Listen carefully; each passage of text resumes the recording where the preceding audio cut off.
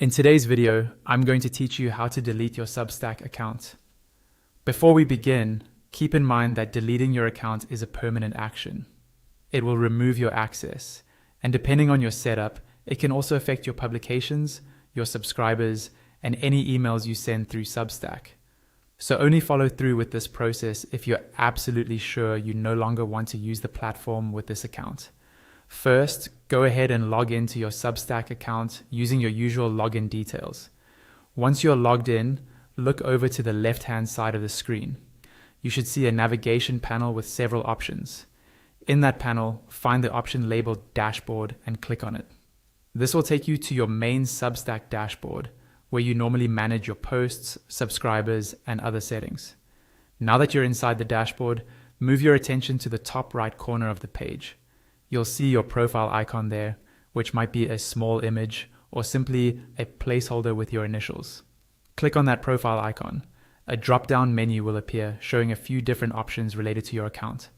From this list, select Settings. This will open up your account settings page where you can manage all the important details for your profile.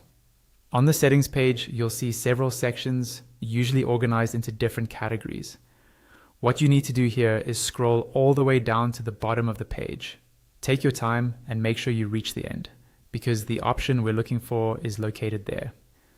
Near the bottom, you'll find a section labeled Danger Zone. As the name suggests, this is where Substack places options that can significantly affect your account, including deletion.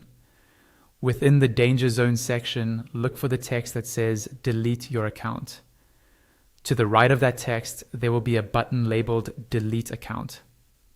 When you're sure you want to proceed, click that button. A pop-up window will appear, explaining what will happen when you delete your account. Read this message carefully so you fully understand the consequences. If you're still certain, click the button that says Delete My Account.